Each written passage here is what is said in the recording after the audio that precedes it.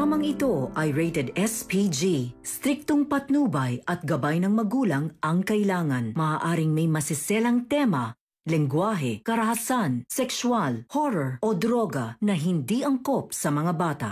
Ikaw ang aking dahala sa gabing marinig. Ikaw ang Sukdula na ba ang galit ni Justin kay Giselle? Unti-unti na din nakikita ni Lynette ang tunay na ugali ni Carlos. Magandang araw at eto na nga tayo sa ating pinakaabangang tagpo sa Abot Kamay na Pangarap. Welcome to my channel. Please don't forget to like, comment, and click the bell button para lagi kayong updated sa aking mga videos. Samantala, tinawagan ni Carlos si Lynette at si Josa ang sumagot ng tawag niya. Ipinagtaka ni Carlos kung bakit si Josa ang sumagot ng tawag niya.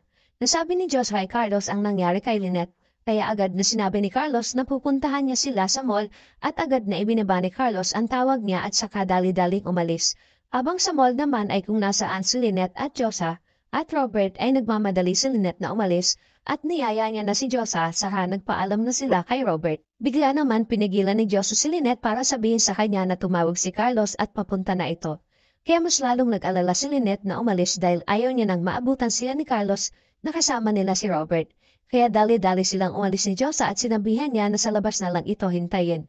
Hinabol naman sila ni Robert at pinigilan siya nito at tinawakan siya ni Robert sa siko pero ikinagalit ito ni Lynette at sinabihan niya si Robert na huwag mo na akong hawakan. Bumalik ka na lang sa loob, pabayaan mo na ako at iwan mo na kami dito sa labas. Pinagsabihan naman ni Josa si Lynette na bakit ka sigaw ng sigaw dyan, wala namang ginagawa sa iyo ang tao.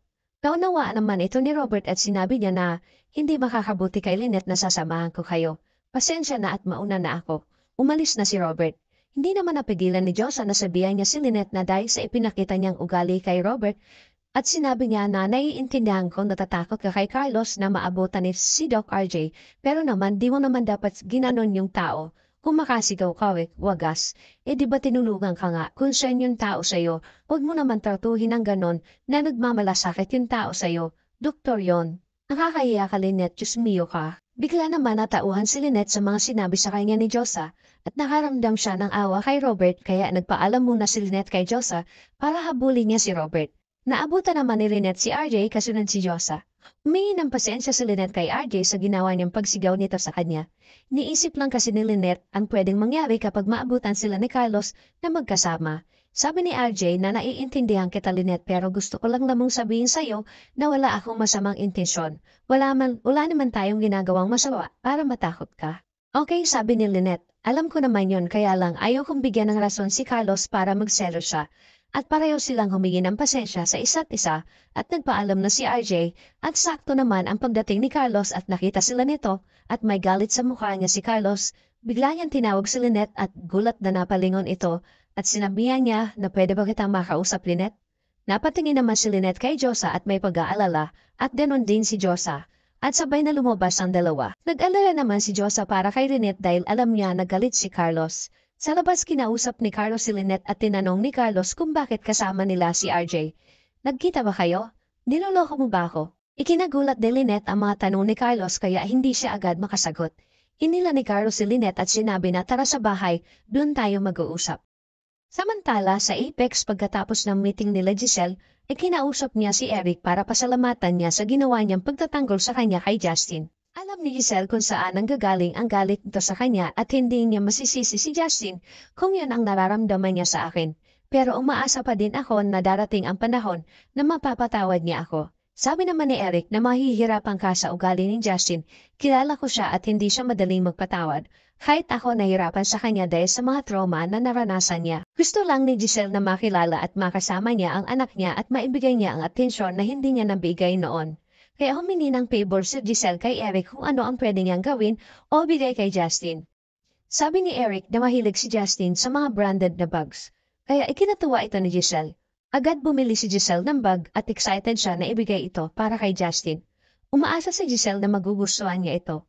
Pumunta si Giselle sa opisina ni Justin at inilagay niya sa table Justin ang regalo niya at maya-maya ay umalis na siya. Dumating naman si Justin sa opisina niya at nakita niya na may nakalagay na regalo sa table niya. Ipinagtaka naman niya ito kung kanino galing. Kinuha niya ang nakalakip na card at nang malaman niya na galing ito kay Giselle, Galit na kumuha ng gunting si Justin at galit na pinagtutusok niya ang bag. Sabi niya na kahit anong ibigay mo sa akin, hindi kita mapapatawad. Sisilipin sana ni Giselle si Justin kung magugustuhan niya ang ibinigay niyang bag, pero nakita niyang galit na galit si Justin habang tinutusok niya ng gunting ang bag na bigay niya. Agad noon, pinigilan ni Giselle si Justin at sinabi ni Giselle na alam kong matindi ang galit mo sa akin, pero hindi mo kailangang gawin yan. Sabi ni Justin na hindi tayo magiging okay at hindi kita mapapatawad sa mga kasalanan mo sa akin kahit na maglumuhod ka pa. Kaya lumayas ka na dito. Walang nagawa si Giselle kundi ang mapaiyak na lang dahil sa mga salitang sinabi sa kanya ni Justin. Ayaw talaga siyang bigyan ng pagkakataon ni Justin na makamit ang kapatawaran ng anak niya dahil sa tindi ng galit nito sa kanya. Umiiyak na lumabas si Giselle sa opisina ni Justin habang si Justin pagkatapos na sirain at pagtutusukin ang bag ay itinapon niya ito dahil kahit ano pang gawin ni Giselle ay hindi niya maibibigay ang kapatawaran sa ina niya. Samantala sa bahay nila Carlos, kinausap niya si Lynette, hindi pa din nawawala ang galit niya dahil sa nakita niya na kasama nila si RJ. Galit na tinanong ni Carlos si Lynette kung anong ginagawa doon ni RJ. Dahil ba magkikita kayo? Doon ba kayo nagtatagpo? Anong pinag-usapan niyo? Babalikan mo na ba siya? Umiiyak naman na sumagot si Lynette na mali ang iniisip mo, Carlos. Wala kaming ginagawang masama ni RJ at hindi ko alam kung anong ginagawa ni RJ doon. Nagkataon na naandun din siya. Naiihi kasi si Josa kaya pumasok kami sa mall pero hindi ko alam kung bakit naandun si RJ at hindi ako nakikipagkita sa kanya. Hindi naman pinaniwalaan ni Carlos ang mga sinabi ni Lynette, kaya galit ito na ibinato ni Carlos ang hawak niyang baso na may laman tubig na ikinagulat ni Lynette dahil tinamaan siya ng bubog ng baso na ikinagsugat ng braso niya. At nakita ni Lynette na dumudugo ito.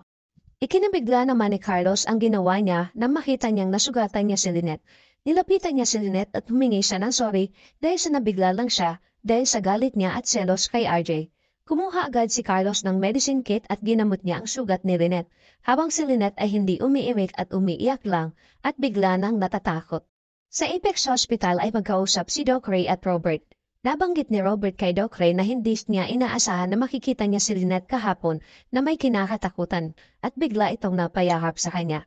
Ikinabahala ni Robert ang kalagayan ni Lynette at nasabi niya kay Doc Ray na alam kong galing sa trauma na si Lynette na at nilooban sila. Hindi sapat na pinagpapahinga siya lang ni Carlos, dapat inaalagaan siya nito. Sabi ni Doc Ray na wala ka nang magagawa doon. Si Carlos na ang asawa niya, ibigay mo na kay Carlos yung pag-aalala at pag-aalaga kay Lynette dahil siya lang ang may karapatan na gawin iyon sa kanya. Hindi naman nakakibo si RJ sa sinabi ni Doc Ray dahil alam niyang tama si Doc Ray, wala na siyang pakialam doon. Kaya lang ang pakiramdam niya ay napapabayaan si Lynette ni Carlos. Wala na bang pag-asa na mapatawad ni Justin si Giselle? Ano ang gagawin ni Lynette na muli siyang nasaktan ni Carlos? Mas lalo kayang lumala ang trauma ni Lynette nang dahil kay Carlos? Yan ang ating pakaabangan dito sa Abot Kamay na Pangarap. Huwag bibitiw at huwag kalimutan mag-subscribe. Maraming salamat po and God bless.